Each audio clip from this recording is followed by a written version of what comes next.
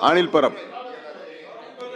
मंत्री महोदयांनी जे उत्तर दिलं, कॅगचा जेव्हा रिपोर्ट आला, या कॅगच्या रिपोर्टमध्ये सन्माननीय सदस्य विधान परिषदेचे आणि विधानसभेचे यांनी त्या क्लबला व्हिजिट केली. आम्ही जे आक्षेप कॅगमध्ये आले होते त्या कॅगच्या आक्षेपांवरती 67 कोटी रुपये त्यांचे जे बाकी होते ते वसूल झाले. परंतु तिथे अनधिकृत, तिथे फक्त खेळ सोडून बाकी सगळं चालतं. ज्याच्यासाठी दिलंय, ज्या कारणासाठी सरकारने जागा दिली आहे ते कारण सोडून बाकी सगळं चालतं. तिकडे लग्न चालतात, राजकीय पक्षाच्या बैठका चालतात, तिकडे बाकीचे सगळे क्लब. आता तिथे तर आता ड्रग सेंटर झालंय ज्याच्यामध्ये मृत्यू, कॉन्सर्टमध्ये लोक ओव्हरडोस घेऊन तिथे मृत्यू पावले. म्हणजे तुम्ही खेळ सोडून बाकीच्या सगळ्या गोष्टींना परवानगी दिली.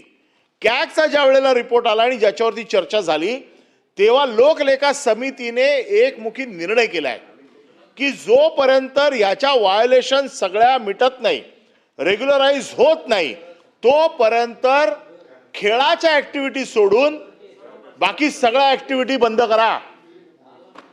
अजून त्याचं पालन झालेलं नाहीये. मग कॅगचा अध्यक्ष म्हणजे लोकलेखा समितीला काय महत्व आहे की नाही? लोकलेखा समितीच्या अध्यक्षांनी दिलेले, आम्ही सगळे मेंबर लोकलेखा समितीचे वारंवार तिकडे जाऊन याच्या बाबतीमध्ये वेगवेगळे आक्षेप नोंदवलेले आहेत. माझा आज आपल्याकडे स्पेसिफिक प्रश्न आहे की तिकडे खेळ सोडून बाकी सगळं चाललंय. ज्या कारणास्तव दिलेलं आहे स्टेडियम, त्या कारणास्तव ते वापरलं जाते की नाही ते माहीत नाही. सगळ्या इरेग्युलरिटीज, अनधिकृत बांधकामं आम्ही आक्षेप घेतल्याच्या नंतर पाडली गेली. त्यामुळे एकच निर्णय आज आम्हाला हवा आहे की जोपर्यंत याच्या बाबतीमध्ये सविस्तर आपल्याकडनं आम्हाला अहवाल प्राप्त होत नाही, सगळ्या इरेग्युलरिटीज जोपर्यंत मिटत नाही, तोपर्यंत खेळ सोडून बाकीच्या सगळ्या ऍक्टिव्हिटीज, जो निर्णय कॅगने दिलेला आहे तर खेळ सोडून बाकीच्या सगळ्या ऍक्टिव्हिटीज आपण थांबवणार का? आज फ्लोर ऑफ द हाऊस मध्ये लोकलेखा समितीच्या अध्यक्षांनी दिलेल्या निर्णयाचं पालन झालं पाहिजे, आता ती समिती बंद करून टाका. लोकलेखा समितीच्या अध्यक्षांनी जो निर्णय दिलाय त्याचं पालन होणार का? आणि आजपासून तिकडे खेळ सोडून बाकीच्या सगळ्या ऍक्टिव्हिटीज आपण बंद करणार का? सभापती महोदय, आपण जी ही कमिटी नेमू त्याच्यामध्ये आपण चौकशी अहवाल तर मागवतो. 2 मिनिटं सभापती महोदय, मला उत्तर देऊ द्या, मला उत्तर देऊ द्या. हा, तर ह्या चौकशीच्या अहवालामध्ये ह्या जे सगळे म्हणतात सदस्य त्या इरेग्युलेटरीज आपण पेपरवर आणू. त्याचप्रमाणे सभापती महोदय, लोकलेखा समितीचा जे काही त्यांनी रिपोर्ट घेतलेला आहे तो पण त्याच्याशी आपण संलग्न करू आणि त्याच्यावर कारवाई निश्चितपणे आणि कडक कारवाई करू. सभापती महोदय, त्यांचं म्हणणं असं आहे, बसा जर आपण लोकलेखा समितीमध्ये जे काही त्यांनी सुचवलंय त्याप्रमाणे कारवाई करा. मान्य केलं त्यांनी. लोकलेखा समिती, ऐका ना, लोकलेखा समितीमध्ये जे कारवाई करायचे निर्देश दिलेले आहेत ते कारवाई करू म्हणून सांगितलं त्यांनी.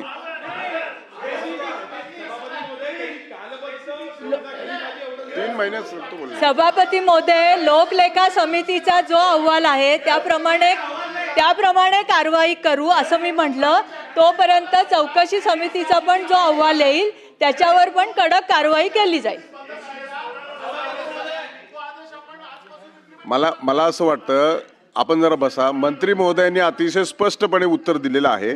आपण जो अनिल परब यांनी जो स्पेसिफिक प्रश्न विचारला, लोकलेखा समितीच्या कमिटीने जे काही ताशेरे ओढलेले आहेत त्या संदर्भामध्ये मंत्री महोदयांनी आदेश दिलेले आहेत की त्या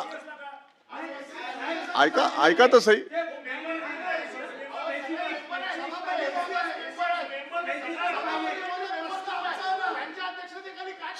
सगळे एसी आपल्याकडे बरेच एसीएस असतात. एक एसीएस सोडून दुसरा एसीएस नेमू जेव्हा कल्प्रिट असेल तो.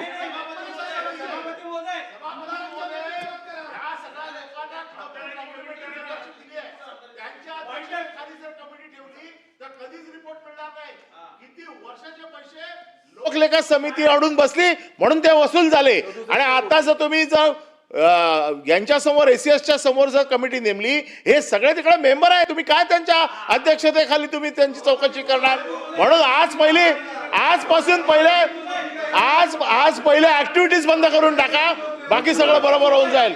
सभापती महोदय, ऍक्टिव्हिटीज पहिल्या बंद करून टाका. पहिल्या ऍक्टिव्हिटीज बंद करा सगळ्या आपण बंद जरा करा. बसा मंत्री, आपण सभापती बसा सर्व, महोदय, बसा सभापती सदस्य बसा महोदय. बसा.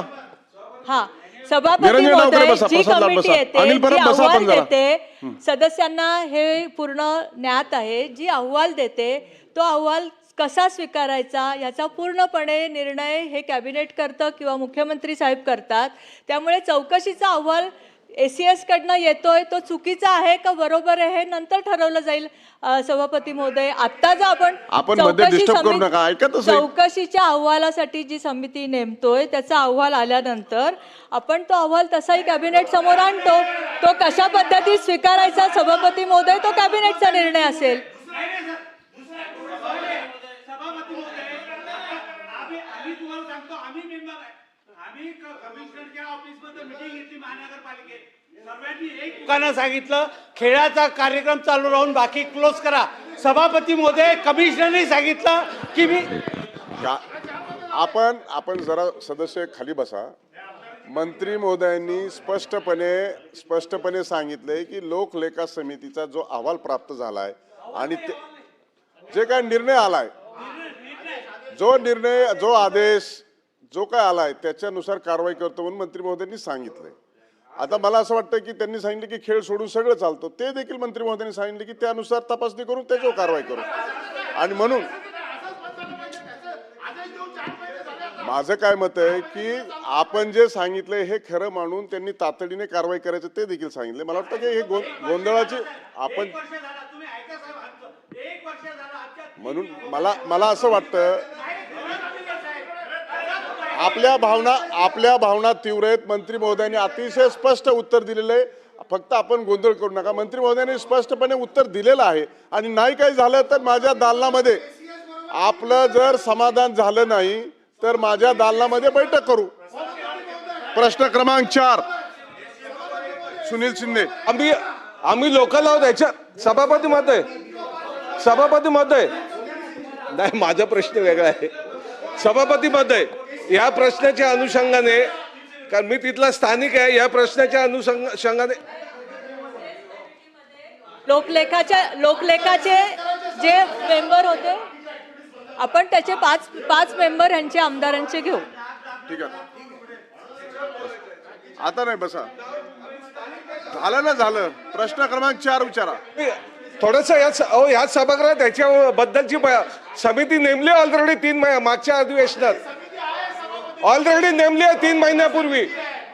आता आमदारांनी ACSच्या अंडरच समिती नेमली आहे. सभापती महोदय, या प्रश्नाच्या अनुषंगाने या सभागृहाच्या निदर्शनास आणू इच्छितो. मागच्या अधिवेशनामध्ये याच NSCIच्या संदर्भाने लक्षवेधी आली होती. त्यावेळेला सन्माननीय गृहराज्य मंत्र्यांनी ACSच्या लिडरशिप खाली 1 मॅन समिती नेमलेली आहे, त्याचा 3 महिन्यात अहवाल देतो सांगितलंय. म्हणून माझं म्हणणं असं आहे, जर ऑलरेडी एक समिती ACSच्या नेतृत्वाखाली असताना मग आता आमदारांची एक कमिटी असू देत ना, दुसरी कमिटी आमदारांची असू देत, नंबर 1. आणि त्याच्यानं असं आहे साहेब, तिथे अनेक प्रकार आहेत. आता साहेब अजून एक प्रश्न आहे. त्या क्लबमध्ये आता मागच्या आठवड्यामध्ये नवीन रेज्युलेशन पास झालंय. 40 लाखाच्या ऐवजी 65 लाख रुपये मेंबरशिप. लक्षात ठेवा, तिथे कोण जाणार? सर्वसामान्य जाणार का?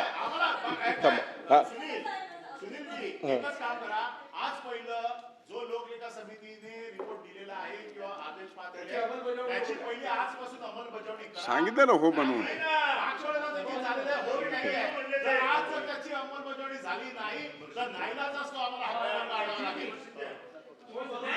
मंत्री महोदय,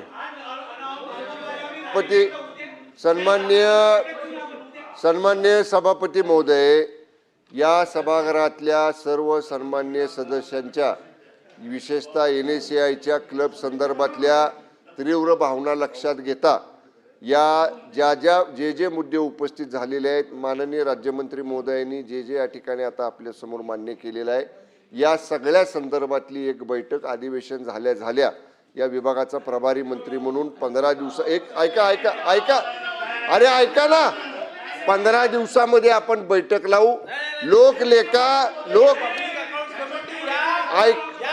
सन्मान्य सभापती महोदय, ऐकायचंच नाही सरकारचं, हेच नुसतं बोलायचं. पण सरकारचं मंत्री महोदयाचं पूर्ण उद्या अरे सरकारचं ऐका पूर्ण ना तुम्ही. ऐकता तर उत्तर तर ऐका. तुम्हाला तुमचं उत्तर ऐकायला आलं नाही तुम्ही तर म्हणाल प्रश्न ते ऐका ना.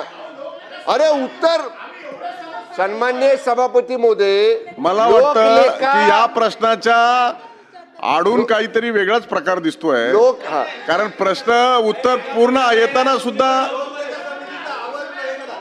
मी दोन्ही बाजूच्या सदस्यांची लोकलेखा ऐका ना, ऐका ना, उत्तर लोकलेखा ऐका. उत्तर समितीनं ऐका. ज्या सूचना या क्लबच्या संदर्भामध्ये नगर विकास विभागाला दिल्या असतील, लोकलेखा समितीच्या सूचनांचं निश्चितपणानं पालन आमच्या नगर विकास विभागाकडनं केलं जाईल. म्हणूनच मी सांगितलं, एक समिती गृहराज्यमंत्र्यांनी नेमलेली, आता नव्यानं आपण समिती ACS एवढीच्या अध्यक्षतेखाली आपण नेमतोय. आमदारांना सदस्य करतो. त्याचबरोबर सन्मान्य सभापती महोदय, लोकलेखा समितीनं काही स्ट्रिक्चर पास केले. लोकलेखा समितीनं AGच्या रिपोर्ट प्रमाणे काही वसुली करायला सांगितली, त्याप्रमाणे काही रक्कम वसूल आपण केली. या सगळ्या बाबी एकात एक गुंतलेल्या आहेत.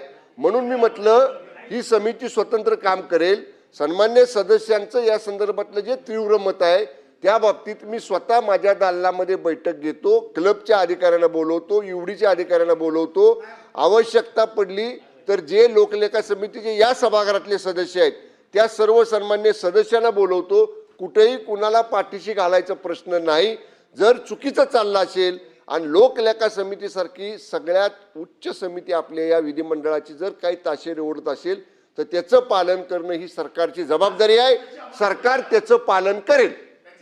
प्रश्न क्रमांक 4, 8654, सुनील शिंदे. प्रश्न क्रमांक 8654